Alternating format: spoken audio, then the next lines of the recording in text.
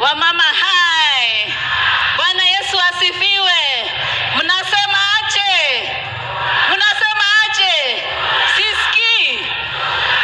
Your Excellency, President of the Republic of Kenya, all protocols observed, asante sana. Thank you for appointing women in leadership. Hebu tupigie Mheshimiwa Rais makofi. And thank you for guiding us, holding our hands and supporting us. You know, leadership, it's a man's world, but you have supported women. And so we appreciate you for that.